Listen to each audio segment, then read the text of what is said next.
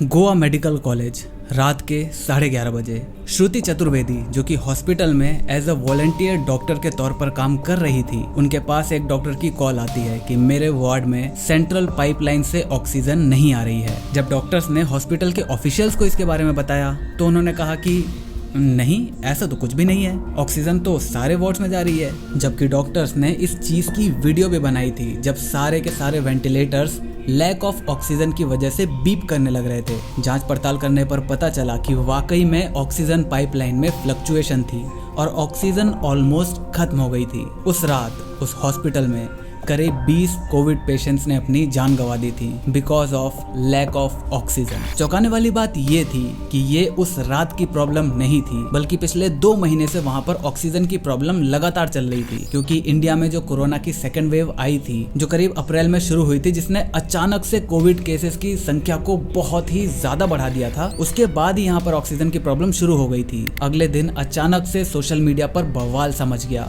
सिर्फ 48 घंटों के अंदर उसी हॉस्पिटल में करीब 37 कोविड पेशेंट्स ने अपनी जान गंवा दी थी। हालांकि ये बात रिपोर्ट्स बता रही हैं, जितनी डेथ्स को रजिस्टर करा गया है वो और रियल लाइफ में जितने लोग मरे हैं, इनमें काफी ज्यादा अंतर है। फाइनेंशियल टाइम्स ने डेटा जो कि ग्रेवयार्ड से आ रहा था और डेटा जो कि हॉस्पिटल से आ रहा था मरने वालों की संख्या का, उन दोनों को जब डिटेल में एनालाइज किया और एवरेज निकाला तो पता चला कि जो लोग ऑफिशियल हॉस्पिटल के डेटा के हिसाब से मर रहे हैं, उससे करीब 24 गुना ज्यादा लोग मर रहे हैं। और ये वही दौर था जब भारत ने एक नया कीर्तिमान बनाया और हमने रिकॉर्ड बनाया most deaths in a single day due to कोविड-19 का, और वो भी विदाउट एक्चुअल डेथ्स नंबर को काउंट करे हुए। अब जितनी एक्सपोनेंशियली केसेस बढ़ रहे थे, उसी रेट से हमें ऑक्सीजन की जरूरत भी पड़ने लगी। लेकिन इतनी बड़ी जरूरत को पूरा करना इंडिया जैसे देश के लिए भी काफी महंगा और काफी भारी पड़ रहा था। इसी वजह से हॉस्पिटल्स ने लोगों को एडमिट करना ही बंद कर दिया, क्योंकि उनके पास ऑक्सीजन नहीं थी और वो नहीं चाहते थे कि अगर कोई बंदा आता है और ऑक्सीजन की लैक की वजह से अगर उनकी डेथ हो जाती है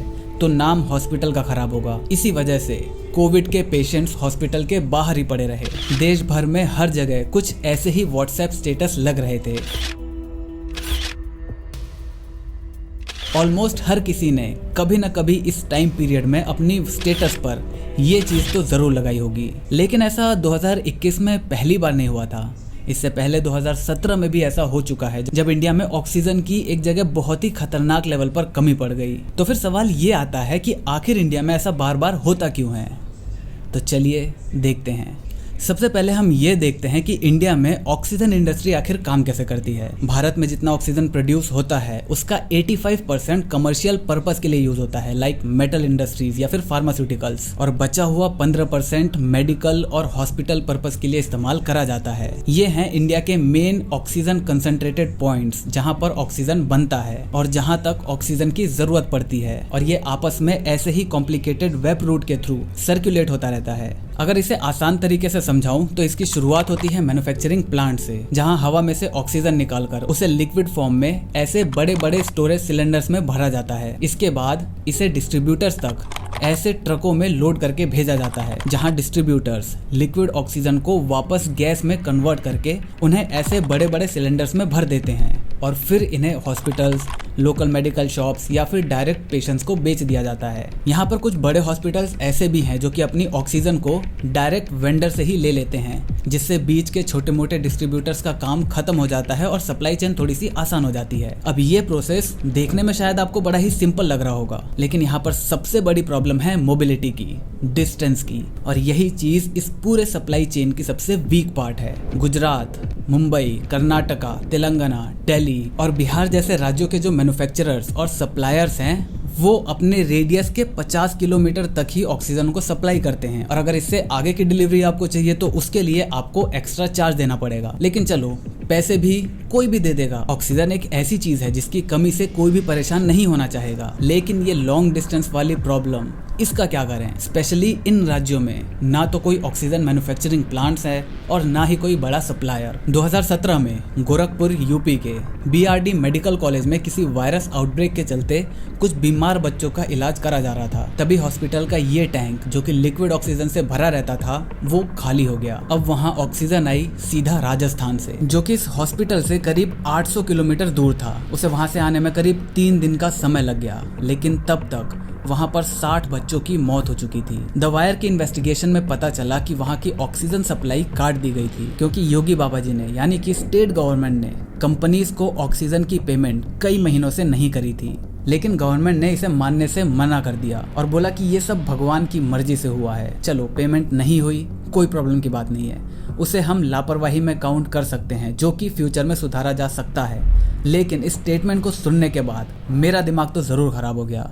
मतलब उन्होंने अपनी गलती मानने के बजाय इसे भगवान के ऊपर छोड़ दिया। लेकिन जब देश में इसके खिलाफ प्रदर्शन होने लगे, तब जाकर उन्होंने इस सप्लाई चेन को फिक्स करने के लिए कुछ ठोस कदम उठाने शुरू कर दिए। 3 साल बाद इंडिया में वापस से वही हालत है। पहले ये सिर्फ गोरखपुर का हाल था, अभी कुछ दिनों पहले तक ये हाल पूरे भारत का था। एक न्यूज़पेपर के मुताबिक सेंट्रल गवर्नमेंट को 1 साल पहले ही ये बता दिया गया था कि अभी आने वाले टाइम में हमें ऑक्सीजन की बहुत ज्यादा जरूरत पड़ सकती है, और इसी चीज को ठीक करने के लिए उन्हें फ्यूचर में कुछ न कुछ इसका प्लान करना पड़ेगा। लेकिन इसके कुछ टाइम बाद गवर्नमेंट ने 162 नए ऑक्सीजन प्लांट्स बिल्ड करने का प्रपोजल दिया। ये प्लांट्स बड़े बड़े हॉस्पिटल में ही बनाए जाएंगे, ताकि इमरजेंसी में वहीं पर हॉस्पिटल में तुरंत ऑक्सीजन बनाया जा सके। लेकिन पिछले साल जब लॉकडाउन लगा, तो उसके बाद पेंडेमिक थोड़ा डाउन होने लगा, माहौल में थोड़ी सी शांति आ गई, और फरवरी 2021 में मोदी ने लोगों से बोला, मित्रों, अब लगता है कि सब कुछ ठीक होने जा रहा है, हमने भारत को बचा लिया है, अब आप अपने अपने काम पर वापस लौट सकते हो और पहले जैसी जिंदगी जी सकते हो। लेकिन हाँ, ये मैं आपसे जरूर कहना चाहता हूँ कि आपको सोशल डिस्टेंसिंग का ख्याल जरूर रखना है, चाहे मुझे उसके लिए 10,000 लोगों को एक जगह इकट्ठा करके ये बात क्यों न कहनी पड़े। जहाँ देख सकता हूँ